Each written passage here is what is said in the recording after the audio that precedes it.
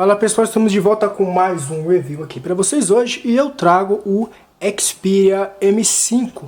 Esse aparelho que chegou faz muito pouco tempo no Brasil, na realidade faz pouco mais de uma semana, e por enquanto está sendo vendido em algumas lojas físicas de operadoras e diretamente do site da Sony. Ele é um aparelho, vamos dizer que é um intermediário premium, é quase um topo de linha, porém a Sony está cobrando R$ 2.600. Que embora ele seja um excelente aparelho, está muito caro aí, está beirando o preço, até passando de alguns tops de linha. Como vocês podem ver, ele tem aí o visual da linha Xperia Z, lembra bastante, mas com algumas diferenças pontuais. Com respeito ao seu tamanho, ele tem 145 mm de altura, 72 mm de largura e 7.6 de espessura, então é um aparelho bem fino aí. A parte de trás dele, ela é, assim como a Xperia a linha Z, ela é inteirinha de vidro, lembrando que ele é a prova d'água e também a prova de poeira, assim também como a linha Z. A parte da frente também, ele é composta inteirinha de vidro, com uma novidade. Notem que o vidro se sobressai aqui ao aro dele, fica acima do aro. Isso é diferente da linha Xperia Z, que o vidro encaixa dentro do aro. Isso é uma novidade aí, segundo a Sony, para não arranhar as bordas. Isso faz muito sentido, por quê? Porque a Sony retirou o metal que tinha em volta da linha Z e substituiu por plástico, ou seja, agora só apenas as quinas do M5, elas são de metal. Então quando cai de quina, segundo a Sony, esse metal ajuda aí, diminui o impacto aí. Ele tem algumas diferenças em relação à linha Z também, além de não utilizar metal. Por exemplo, eu tenho aqui o Z3 Plus e notem que são muito parecidos. Aqui em questão de tamanho, é praticamente o mesmo tamanho. De espessura também é praticamente a mesma espessura. A diferença aqui é que no Z3 é alumínio e nele é plástico. Mas olhando de frente, nós vemos o quê? Que a tela é menor, porque a tela do M5 é 5 polegadas contra os 5.2 do Z3 Plus, ou seja, é bem mal aproveitado o espaço. As bordas laterais também, as bordas do M5 são maiores, então você tem um aparelho que era para ser mais compacto, com uma tela de 5 polegadas, mas que tem exatamente o mesmo tamanho do Z3 Plus, que tem aí uma tela de 5 polegadas. Na parte de hardware, o M5 ele tem um processador MT6795, conhecido também como Helio X10, é um octa-core de 2 GHz, uma GPU PowerVR G6200 e ele tem 3 GB de memória RAM. O grande ponto negativo fica por conta do seu armazenamento interno. Ele tem apenas 16 GB de armazenamento interno, que é bem pouco aí para um aparelho de R$ 2.600. No geral, esse processador, o Helio X10 da MediaTek, é um processador para competir aí com o Snapdragon 808 e 810, mas na prática não é bem assim. Por exemplo, aqui eu já fiz o teste previamente do AnTuTu, ele fez 38 mil pontos. Então se você for no ranking aqui, você vê que a maioria dos aparelhos já estão aí na casa de 90 mil, e com 38 mil ele fica atrás de vários smartphones até antigos. É interessante também que, eu não sei se é algum problema ou a própria Sony limitou isso, mas ele tem um desempenho inferior a outros smartphones com o mesmo processador. Então não dá para entender muito bem o que a Sony fez, mas ele poderia ter um desempenho melhor. Mas isso não quer dizer que ele é ruim. Ele roda praticamente qualquer aplicativo que exista hoje na Google Play. Ele é capaz de rodar jogos pesados. Vamos rodar aqui alguns jogos para vocês terem uma ideia. Primeiro aqui o Real Racing 3, que é um jogo bem pesado da EA Sports, que exige um pouco de hardware em alguns aspectos aí, e vamos ver que ele consegue passar por esse teste sem problema algum. Então notem que ele roda com gráficos perfeitos aqui. Alguns detalhes só aparecem em topos de linha, como o reflexo aqui nos retrovisores. Ele consegue também reproduzir sem problema nenhum. Vamos mudar de câmera aqui. Então notem que ele roda aí rápido, sem nenhum tipo de lag e com todos os gráficos no máximo. Vou deixar até aqui ele em segundo plano para rodar outro jogo, para você ver que os 3 GB de memória RAM são realmente fortes. Vou jogar aqui outro jogo que é o Asphalt 8 agora, para ver se ele consegue rodar também sem nenhum tipo de lag ou algo parecido. Agora aqui o Asphalt 8 roda também sem nenhum tipo de lag, bem rápido.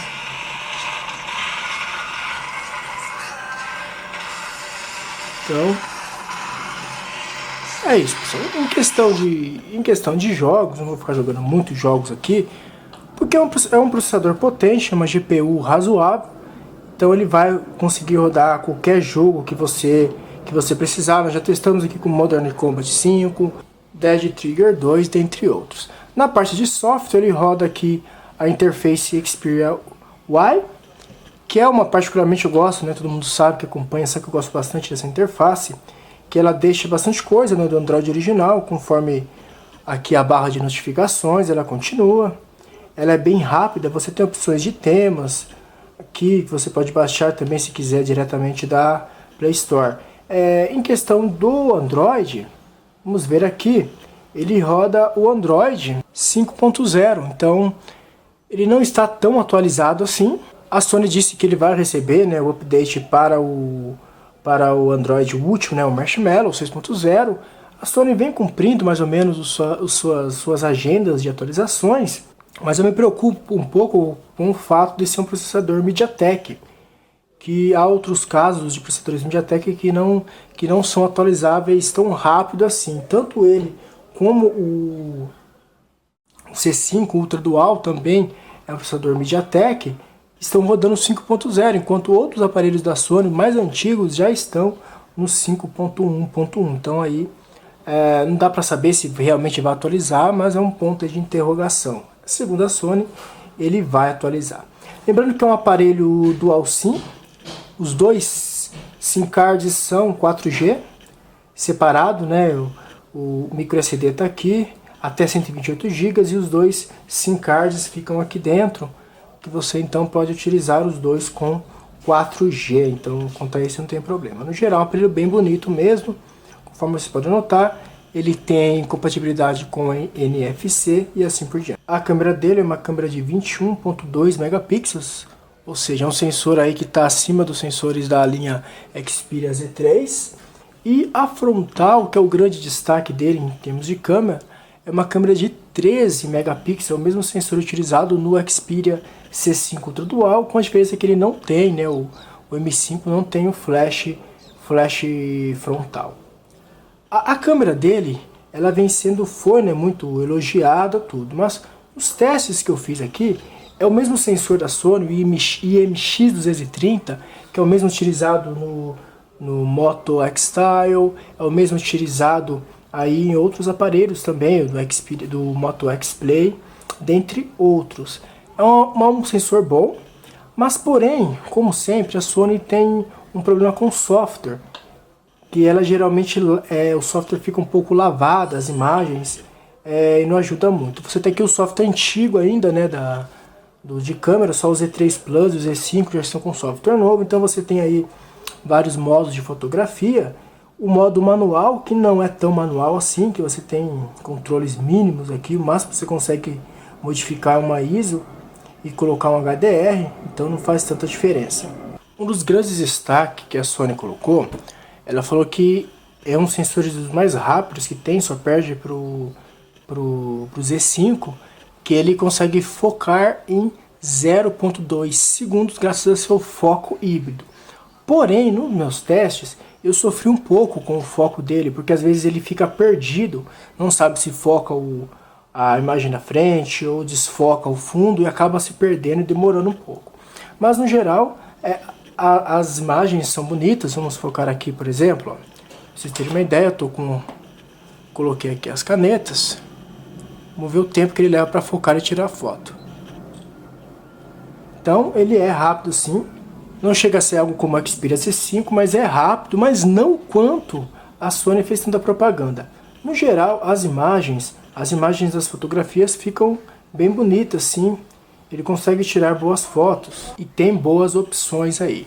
Mas num teste, por exemplo, com o Xperia, com o Moto X Style, que utiliza o mesmo sensor, estou até aqui com ele,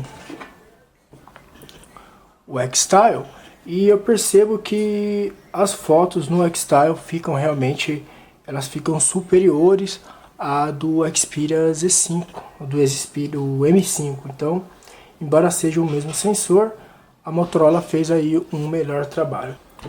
Já a câmera frontal de 13 megapixels, ela tem uma excelente qualidade. E você consegue tirar fotografias aqui com ela que é equivalente a fotografias da câmera principal. E você consegue focar também, tirar uma foto rápida. E a qualidade da fotografia é muito boa, da frontal. Então, para quem gosta de tirar selfies aí, é um aparelho que faz fazer muita diferença. E mesmo aqui na câmera frontal, você tem ainda todas as opções de aplicativos, né, para câmera, que tem a câmera principal. Então, isso aí é bem legal. Em termos de câmera frontais, ele é um dos melhores aparelhos que tem aí no mercado, sem dúvida alguma. Então é isso aí, pessoal. Esse aqui é o Xperia M5, um smartphone que tem um smartphone muito potente.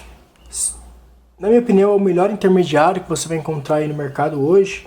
Com a bateria dele, esqueci de falar da bateria dele. E tem uma bateria de 2.600 mAh, então ela aguenta bem aí um dia de uso, está dentro do padrão aí atual, né?